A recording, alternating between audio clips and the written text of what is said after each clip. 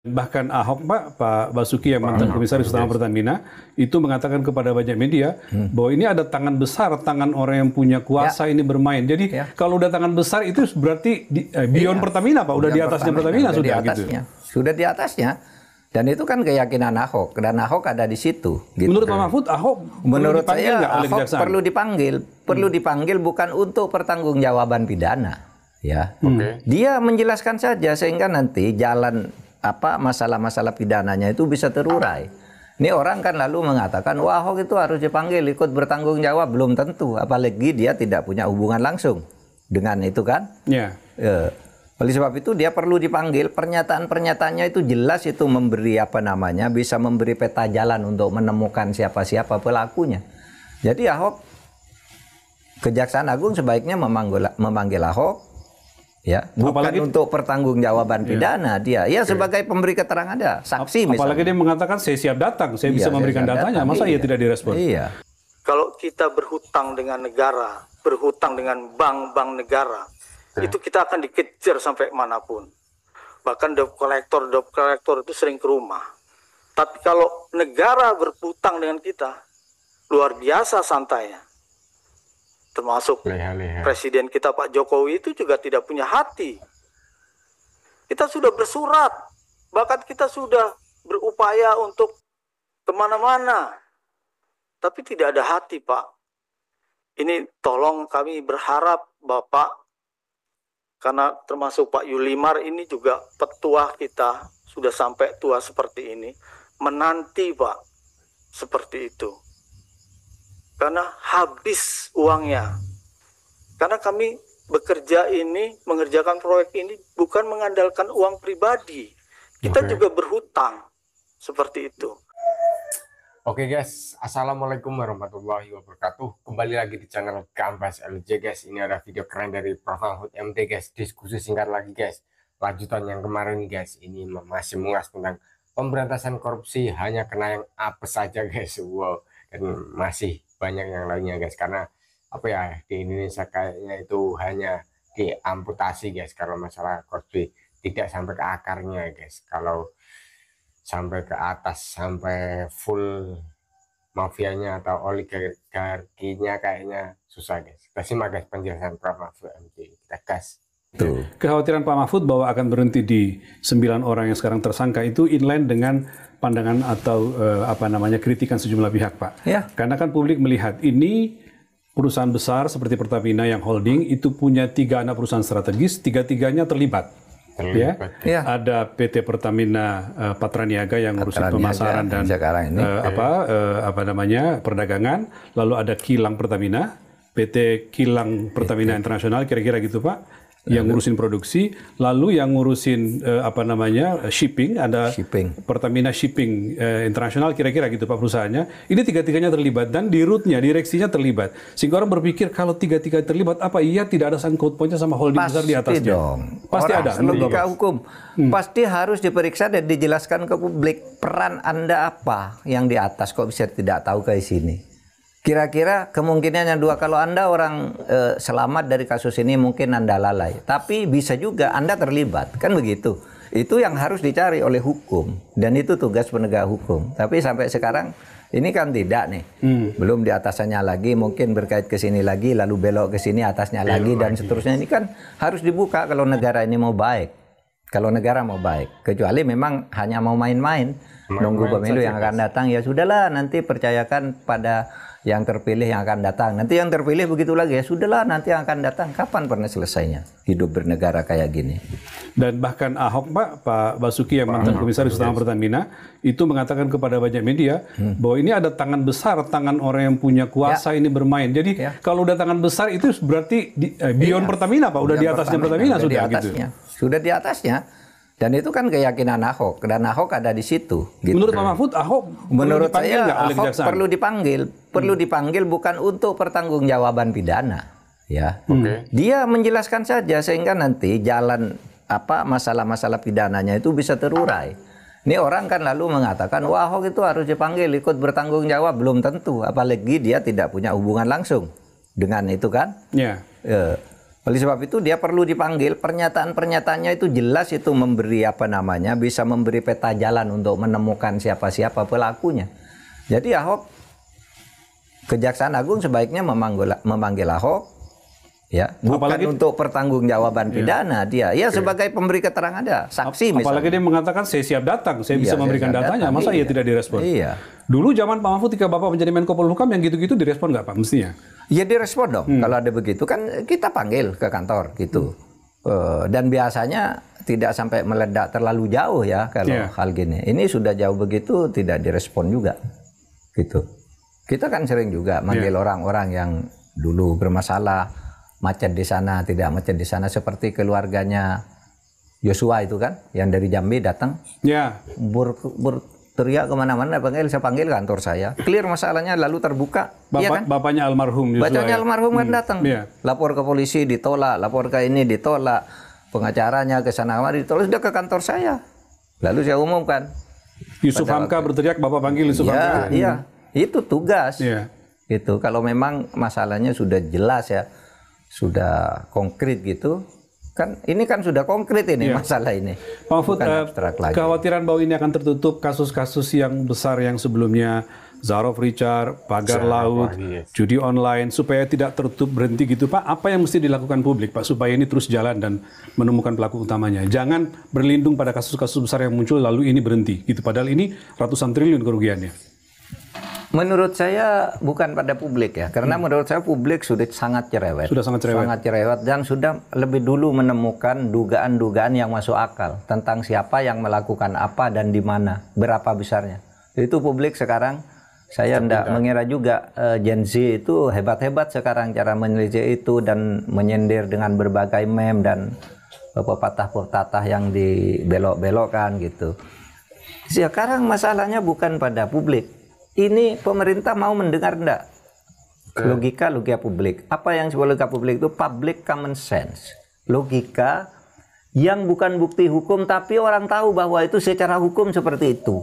Bukan bukti hukum yang dikatakan publik itu karena apa? Karena publik itu bukan penegak hukum. Tapi yang harus mewujudkan public common sense sebagai bukti hukum itu ya kejaksaan, ya kepolisian, ya KPK, ya pengadilan, kan begitu. Sehingga kalau kita mau tanya itu apa yang harus dilakukan publik, perkeras kritik dan lontaran temuan-temuan itu, tapi itu tidak akan ada gunanya kalau misalnya aparat penegak hukumnya tidak mengurai itu dan mempertanggungjawabkan ke publik. Inilah suara Anda yang seperti ini, faktanya ini. Ini suara Anda yang seperti ini sudah kami lakukan, Anda benar, kan begitu? Anda benar telah menyampaikan analisis dan bukti-bukti yang kemudian kami olah menjadi bukti dalam proses hukum, kan gitu. Nah, jadi sekarang tinggal aparat penegak hukum, dan sekali lagi saya selalu berharap Presiden. Nah, kaitannya dengan Presiden Pak, sebenarnya kalau kita lihat muncul kasus-kasus besar, korupsi, bahkan kasus lama, kasus Jiwasraya Pak, yang 2008-2018 itu, Pak Dirjen Anggaran, Pak Isah Rahmatrawata sampai dicokok lagi, itu kan menggambarkan ada upaya lebih besar lagi nih dari penegak hukum. Nah, Pak Mahfud melihat apakah itu respons atas permintaan Presiden supaya aparat penegak hukum, kejaksaan, polisi bergerak, itu bagian jawaban atas perintah itu? Iya, menurut saya memang itu sebagai respons atas instruksi Presiden kepada PH, sebagai respons ya. Tetapi itu tidak cukup ya. Yang penting itu kan bukan instruksinya saja, instruksi Presiden itu penting ya. Kemarahan Presiden atau gertakan Presiden itu penting. Tetapi bagaimana instruksi dan arahan Presiden itu juga bisa efektif dijalankan di lapangan. Kalau hanya karena instruksi ancaman itu kan Presiden sebelumnya juga sudah selalu memberi instruksi dan ancaman. Presiden sebelumnya dan sebelumnya lagi sudah memberikan instruksi dan ancaman, tapi tidak mempan. Karena apa? Ya, karena memang hanya instruksi tapi tidak dikawal, atau kemudian sesudah instruksi dijalankan, berjalan sampai sekian langkah, tiba-tiba ada orang terlibat nih, orang penting, lalu tidak ada yang berani gitu mengungkap itu lagi. yang sangat jelas kan kasus pagar laut kan sudah jelas sih siapa yang harus diperiksa, siapa yang harus disangka sebagai pidana gitu ya, atau sekurang-kurangnya diduga gitu. Kan sudah disebut-sebut oleh public common sense. Bahwa kalau Lurah Kohot itu tidak masuk akal kalau dia gitu. Si Arsin itu. Nah, oleh sebab itu yang terpenting adalah bagaimana instruksi yang selama ini diteriakkan itu dituntaskan, dikawal, dan itu gampang kalau memang mau para aparat penegak hukum itu profesional, kemudian aparat pemerintah ini juga mengawal, membantu itu, jangan saling melempar badan, atau malah bukan melempar badan, ada yang pasang badan bahwa itu tidak salah. Itu yang salah hanya lurah gitu, seakan-akan di belakangnya ada oligarki yang itu tidak dipertanggungjawabkan sampai sekarang. Kenapa Anda mengatakan si Arsin? Kan gitu, kan itu laut bukannya Arsin, bukan wilayahnya Arsin, kan gitu kan. Kok Anda nuduh Arsin gitu, kan pasti ada yang lebih besar dari Arsin menurut public common sense. Dan public common sense itu sudah disebut perusahaan ini, oknum itu malah tidak disentuh. Tidak ada yang berani nyentuh tuh. Seorang menteri takut yang begitu itu. Ya, nah sekarang kita beralih Pak. Ini kan persoalan lain, ini persoalan uang juga, tetapi ini lebih pada uang yang tidak dibayarkan. Nah seminggu ini beredar Pak Mahfud video di DPR. Jadi kontraktor atau vendor dari BUMN Istaka Karya itu mengadu ke DPR. Kemudian menyampaikan kepada DPR kekecewaan mereka karena bertahun-tahun mereka tidak dibayarkan. Pembangunan infrastruktur mereka sudah bangun, sudah jadi, masyarakat sudah menggunakan, tapi sampai sekarang pemerintah belum membayar kepada mereka uangnya yang mereka minta. Ini ada videonya Pak Mahfud, kita lihat. Kalau kita berhutang dengan negara, berhutang dengan bank-bank negara, itu kita akan dikejar sampai manapun. Bahkan debt collector itu sering ke rumah. Tapi kalau negara berhutang dengan kita, luar biasa santainya. Termasuk Presiden kita Pak Jokowi itu juga tidak punya hati. Kita sudah bersurat, bahkan kita sudah berupaya untuk kemana-mana. Tapi tidak ada hati Pak. Ini tolong kami berharap Bapak, karena termasuk Pak Yulimar ini juga petua kita, sudah sampai tua seperti ini, menanti Pak, seperti itu. Karena habis uangnya. Karena kami bekerja ini, mengerjakan proyek ini bukan mengandalkan uang pribadi. Kita juga berhutang. Seperti itu. Nah, pekerjaan kami yang di Bawen, jalan tol. Sekarang orang kalau mau ke Solo, orang mau besok kalau mau pulang mudik ke Semarang, dengan mudahnya lancar. Begitu juga Pak Andi tadi, udah bandara, udah nggak ada banjir coba. Sudah bermanfaat bagi masyarakat, bagi negara. Hasil tol itu sudah menguntungkan mereka. Tetapi kami tidak pernah dilihat, bahkan kami tidak pernah dibayar seperti itu. Saya sendiri 23 miliar Pak. Pak Andi itu sekitar 7 miliar. Dan rata-rata teman-teman ini sangat besar. Ini dampak dari akibat korupsi sehingga kami ini terlantarkan dan kami tidak dibayar sampai sudah 12 tahun. Bahkan sekarang sudah 13 tahun mungkin. Pak Erick Thohir juga selalu menggembor-gemborkan bahwa kita beruntung. BUMN beruntung, negara beruntung. Beruntungnya di mana? Kalau kita sendiri, rakyat ini tidak dibayar 160 pekerja, bahkan kita melibatkan anak operator pegawai kita dirumahkan. Dari mana beruntungnya? Imbasnya kemana? Sampai orang sudah sampai bunuh diri. Berakhlaknya di mana Pak Erick Thohir? Akhlak apa seperti itu? Nah itu Pak, lalu kan Pak Mahfud jadi saya perhatikan melihat ini sebagai persoalan serius. Kenapa? Karena Bapak posting di X Bapak menyampaikan saran kepada Presiden supaya itu dicermati dan diperhatikan oleh Presiden. Ini tweet Bapak nih, ini X Bapak nih. Kenapa itu menjadi persoalan serius bagi Pak Mahfud? Sampai Bapak menyampaikan saran kepada Presiden supaya itu diperhatikan. Siapa tahu ada sesuatu yang penting Bapak ingin sampaikan. Monggo Pak. Saya menghimbau dulu nih Bapak Presiden. Tolong dibayar ini, kasihan. Dia mengerjakan pekerjaan negara yang sudah Anda anggarannya, lalu disuruh kerja dulu, lalu sesudah selesai tidak dibayar. Bapak Presiden yang seperti ini, ya, bukan hanya Istaka Karya. Yang masuk ke kantor saya itu banyak sekali. Ada seorang ibu di Surabaya datang melapor ke saya ketika COVID oleh pejabat setingkat menteri, Pak. Disuruh membuat ini itu harganya 40 miliar. Buat dulu 40 miliar, sesudah jadi nagih sampai sekarang tidak dibayar, Pak. Padahal dulu perintahnya jelas, ada tulisannya. Lalu diserahkan ke staf, disuruh nego, diturunkan harganya. Oke, turunkan harganya atas bayar.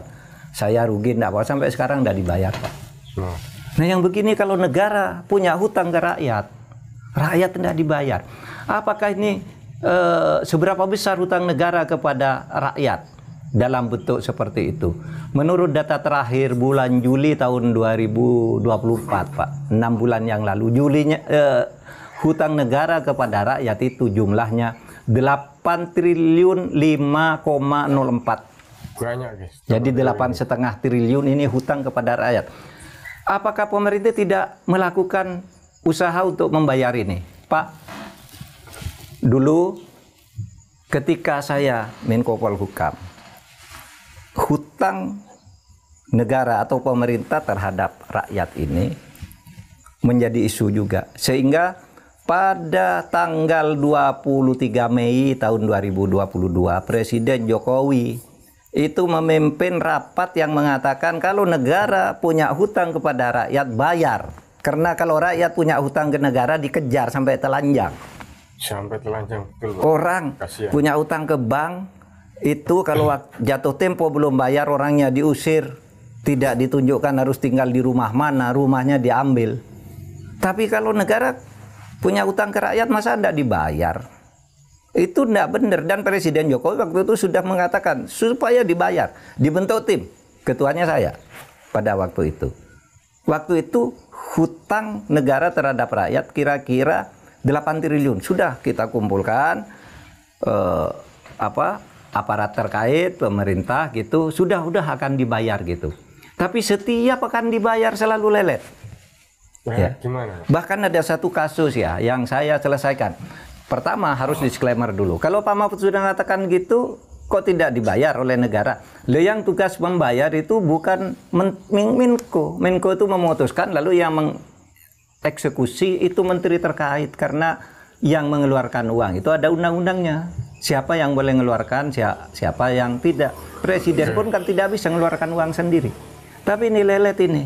Menteri yang bertanggung jawab. Saya katakan, saya itu kasus BLBI. Itu bisa menghasilkan uang untuk mengejar punya rakyat yang punya hutang ke negara. Dalam waktu 1,5 tahun sudah berhasil mengumpulkan 31 triliun. Tapi negara punya hutang hanya 8 triliun aja tidak mau bayar. Dan ini kasus yang sangat menyedihkan gitu, atau sangat tragis. Itu ada kasus namanya Tarifin. Apa ini? Tarifin ini dulu pada tahun 60-an tuh menjadi pebisnis besar dengan Malaysia. Ya. Tahun 60-an. Tahun 60-an. Jadi bisnisnya bagus, sawit gitu. Kan terus ada konfrontasi Indonesia Malaysia. Jadi uang Tarifin yang ada di bank itu, yang ada di BNI itu dibekukan oleh pemerintah karena hubungan dengan negara, dengan Malaysia putus, konfrontasi, sehingga uang yang dari Malaysia semua dibekukan dulu. Nah, sesudah selesai negara damai gitu, uang ini oleh keluarga, oleh ahli waris dituntut untuk dikembalikan. Pengadilan mengatakan, hai kembalikan, itu uangnya Tarifin itu sah gitu. Masuk ke Kementerian Keuangan. Oh iya, sudah putusan pengadilan, kita bayar. Kita bayar, tapi lelet lagi. Saya minta fatwa ke Mahkamah Agung. Dulu kan uangnya rial, kalau didolarkan berapa? Mahkamah Agung ngeluarkan nih. Itu oleh Menteri Keuangan saat itu mengatakan begitu. Saat itu. Oh, kalau dolar begini nih, dolar begini. Udah ada hitungannya. Katanya kalau dolar mau dicairkan. Ternyata sesudah ada dolarnya, tidak dicairkan lagi sampai terjadi tawar-menawar. Oke deh, tahun ini dibayar, tapi dari sekian dipotong sekian ya, gitu. Iya, sudah ada perjanjiannya tuh dengan biro di Kementerian Keuangan. Tidak dilaksanakan juga sampai hari ini. Gitu. Berarti ketika itu ahli warisnya Pak Tarifin itu mendatangi Pak Mahfud sebagai Menko. Oh iya, dengan pengacaranya. Lalu? Saya bilang iyalah uangnya kok banyak sekali ya, saya bilang. Gimana kalau kita tawar-menawar? Oh, Pak, ini miliar. Ya bukan tawar-menawar dengan saya bilang tawar-menawar dengan negara nanti. Negara, ya, iya, dia dibayarkan. sudah setelah kau begitu 50 miliar gitu sudah kasih untuk negara gitu. Enggak mau juga sampai sekarang. Kecenderungannya itu setiap pejabat takut mengeluarkan uang sehingga menunda agar pejabat berikutnya yang bayar. Pejabat berikutnya agar pejabat berikutnya lagi, pejabat berikutnya lagi. Ini bayangkan nih tahun 63 loh. Diputus tahun 2010 sesudah reformasi oleh pengadilan dengan angka-angkanya. Sampai sekarang coba berapa? Nggak dibayar. Itu nggak dibayar. Kasus Yusuf Hamka sama. Negara punya utang pada dia. Terlepas dari siapa Yusuf Hamka itu, bagaimana reputasinya di dalam urusan lain di luar hutang piutang itu, ini harus dibayar, saya bilang. Dan Anda berapa kali menerima Yusuf Hamka? Saya menerima, bukan saya memihak Yusuf Hamka, tetapi saya tahu untuk kasus ini dia benar. Dia punya hak untuk dan menuntut. sudah dibenarkan oleh pengadilan dan sudah tawar-menawar agar dipotong sekian, saya rela, tidak dibayar juga. Tunggu dulu, Mahfud, saya potong sedikit. Bapak memimpin tim untuk segera membayar hutang-hutang pemerintah yang sudah ingkrah kepada masyarakat. Lalu kemudian Menteri Teknis tidak segera membayar itu, meskipun Bapak sudah meminta untuk dibayar. Nah, apa komentar Presiden? Apa tanggapan Presiden ketika tahu ini terjadi? Nah, ketika itu saya laporkan, Pak, ini sudah dirapatkan harusnya bayar, tapi ini kok sepertinya ada keengganan untuk membayar dengan berbagai alasan gitu. Kalau kita nagih punya orang mati-matian, kalau kita diputus oleh pengadilan harus bayar nih, enggak bayar juga. Lalu pada tanggal 13 Januari tahun 2023, Presiden menyinggung lagi itu di rapat kabinet. Hutang pemerintah kepada swasta bayar. 13 Januari 2023. Iya, kira-kira 6 bulan sesudah tim itu bekerja dan menemukan formulasi pembayaran. Dan saya baru tahu hutangnya 8,5 triliun itu. Tetapi saya katakan baru BLBI aja kita dapat 31 loh. Dari tagihan-tagihan lain kan sudah banyak orang diusir, orang disita udah dapat berapa ratus triliun. Masa yang 8 triliun? Artinya sangat cukup uang untuk membayar itu, apalagi itu jadi tanggung jawab pemerintah gitu ya. Nah itu juga, itu Istaka Karya itu mengalami hal yang sama. Ya, dan itu yang seperti itu sangat mengharukan. Saya kira DPR dan pemerintah turun tangan, ini kan kemanusiaan nih. Iya kan? Siapa sih yang mau nggak melibatkan orang untuk korupsi? Ini kan tinggal bayar aja bahwa ada pengakuan utang dari negara, ada penugasan lalu tidak dibayar. Gitu sampai ada katanya ada yang bunuh diri dan sebagainya kan, anaknya putus sekolah, rumahnya digadaikan karena dapat proyek dengan harapan dapat untung, malah buntung, habis. Iya, Pak Mahfud asetnya habis. Mengharapkan Presiden itu memutuskan untuk membayar, tetapi kan kalau kita lihat kendala lainnya kan justru terjadi efisiensi anggaran sekarang di pemerintah nih Pak. Iya. Dipotong kiri kanan segala macam. Saya membayangkan keputusan yang agak susah ketika harus membayar. Tapi itu sebagai tugas yang harus dilakukan Pak ya. Itu harus didahulukan kalau membayar hutang itu tidak boleh diefisienkan. Itu kewajiban dong. Seharusnya negara itu menambah bunga setiap menunda kan. Kalau mau bersikap adil, tapi ini orang yang nagih ini sudah punya saya potong aja asal pemerintah mau bayar, enggak bayar juga. Dan satu hal Pak, kalau itu dibiarkan berlarut-larut, maka beban bunga pemerintah hutangnya kan makin besar dong Pak ya. Saya sudah bilang. Jadi kerugiannya makin besar dong Pak kalau gitu ya. Saya sudah bilang. Bapak sudah ingatkan. Saya kirim surat resmi ke Kementerian Keuangan. Anda kalau menurut hukum resmi kan ini setiap ini naik nih. Betul. Hutang ini enggak dibayar. Hutangnya enggak dibayar makin berarti besar bunganya. Anda membiarkan negara rugi. Gitu, negara rugi itu melanggar hukum, bisa diseret korupsi Anda, menambah hutang negara di satu sisi, melawan hukum karena tidak membayar, itu bisa korupsi. Oke Pak. Oke guys, alhamdulillahirobbilalamin, itu tadi guys diskusi singkat dari Prof. Mahfud MD dan juga Pak Rizal ya. Siapa guys, lupa nih namanya guys. Ini tadi dari sesi awal yaitu mengenai korupsi yang apa ya guys, istilahnya tidak apa ya, penanganannya tidak bisa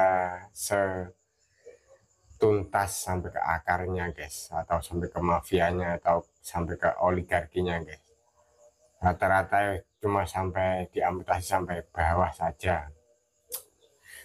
Contoh juga kasus pagar laut guys yang viral juga, tapi ya terputus ke lurah kaut saja guys.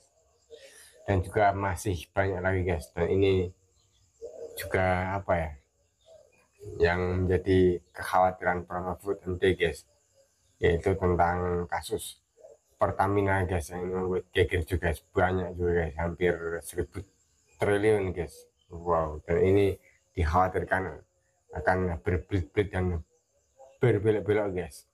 Dan juga di sesi kedua tadi guys ada mengenai tentang utang piutang guys, yaitu negara hutang ke rakyat guys. Kalau rakyat hutang sama negara dikejar sampai telanjang guys, dan sebaliknya kalau negara punya hutang pada rakyat, negara sepertinya apa ya, tenang-tenang saja guys, santai lah gitu guys. Menurut Prof Mahfud MD, selama dia menjadi Menko itu sekitar 8 triliun guys, dan nggak tahu kalau sekarang guys. Oke, semoga tadi bisa menjadi edukasi tambahan ilmu untuk kita semua guys, untuk lebih kritis guys masyarakat Indonesia tentang ini guys. Oh, itu guys, semoga mengedukasi. Wassalamualaikum warahmatullahi wabarakatuh. Gambas LJ.